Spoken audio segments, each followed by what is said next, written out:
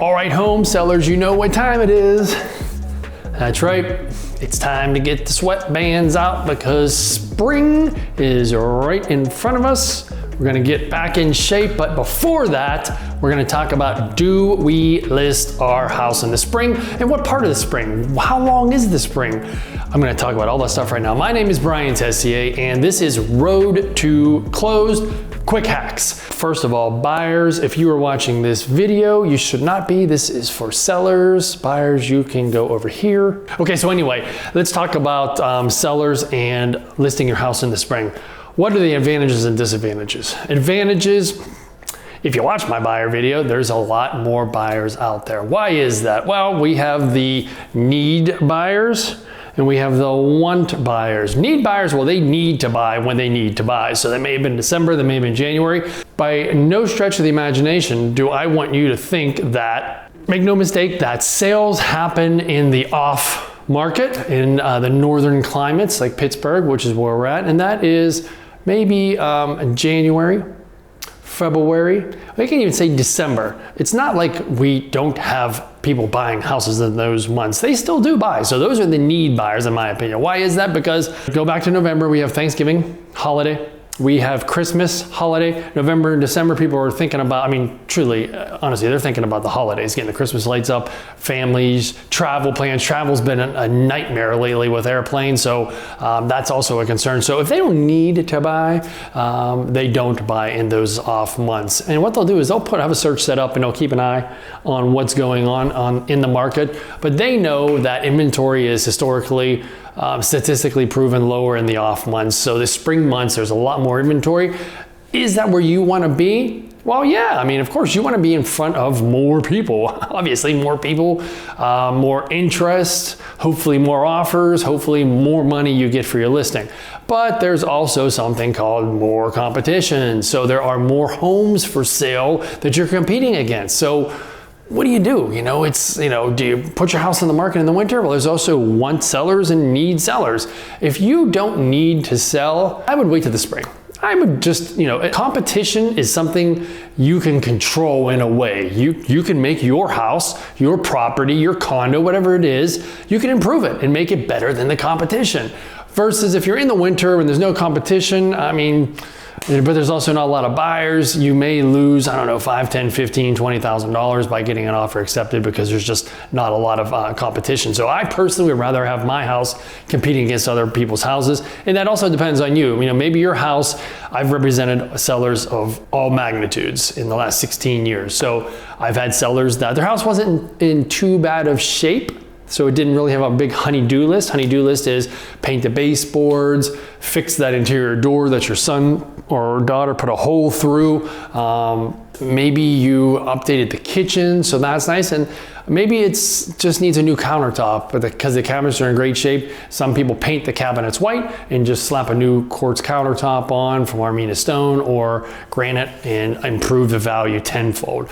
Now, I've had some sellers that their house is just, you know, it's been neglected. It hasn't had any updates in the last 50 years. So I always tell those sellers, listen, it makes no sense for us to renovate, for you to pay out of pocket to renovate this house for buyers you haven't even met yet. You're better off just, I'm gonna do a market analysis and give you a range.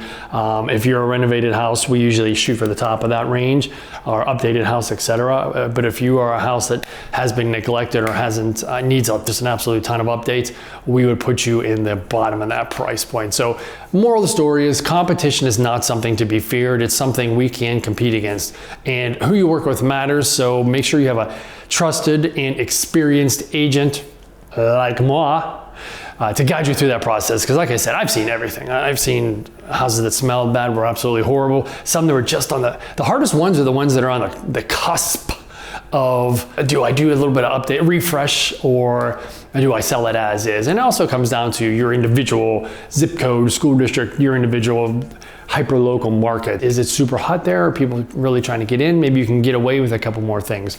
Or is it an area that's not so desirable? You know, not a lot of sales happen there. Price point's not that high, so I would definitely not recommend doing too much as far as money. It also depends on, are you hands-on? I mean, if you're kind of handy, listen, going and getting a vanity that already has a countertop on it and already has a faucet on it at Lowe's or Home Depot and installing that, If you can do that yourself, super cheap fix, man. I recommend doing that in all your bathrooms. It's gonna bring up the value exponentially. But if you have to pay a contractor to do that, you gotta pay a plumber, you gotta pay a carpenter, you gotta pay an electrician. Just not worth it. So that's one of the reasons why whenever you have agents over, we should be telling you our opinion on what you should and shouldn't do. I usually give what, like I said, I call a honey-do list, which is, and I try to make it as small as possible and as impactful as possible. Chances are you're gonna see painting almost always on that list. Why is that? Because it's super cheap and easy to do, and to be honest, you don't have to do a great job. You know, you don't have to cut in the lines all that much. From a scale of 1 to 10, 10 being like a professional painter, that you're gonna live in that house and it's $1 million house, yeah, I did like a 6. It's not that terrible. But listen, I got a lot more tips and tricks that are in my head that I'm not gonna be able to get out in this video because it'll be too long. So you just need to call me, have me over, and I'll walk through your house and we'll talk about things that might need to be done. But spring is statistically proven to have the most homes convey in the West Penn multi-list, which is the one I operate in Pittsburgh. So the spring market is hot. We are going to put up, like we did in the buyers video, when spring calendar-wise starts and when spring calendar-wise ends. Oh, real estate-wise, there's nothing you can Google. It kind of changes annually as well. Lately, it seems like our falls have been warmer later into the year. I mean, almost into Christmas. And that was unheard of whenever I was a kid 51 years ago. But now, I mean, it's like that. So whenever fall pushes winter back, winter pushes spring back. So it used to be early March. I'm gonna say mid-March, it starts picking up. We're at March 8th today, 2023, or time of recording this. Time you watch it, it'll be different. And it's, I gotta tell you, it's already pretty good. So I would say maybe beginning of March, all of April, all of April, all of April. Did I get my point across to you? And all of May, banging. So you really have a 3-month window, which is a pretty good amount of time to get your most bang for your buck. June, it kind of starts tailing off because people go on vacation in the summer and the kids are out of school. And I don't just mean people like buyers, I mean home inspectors, lenders, real estate agents, closing companies, anybody involved, appraisers, code enforcement, HOAs, I mean, everything you need, everything that's involved in the residential real estate transaction. June, July, they are heavy vacation. August, they start coming back around because they know it's a 30-day close. So if you want to switch school districts, you kind of want to have your house closed in August because I think most schools start somewhere around September.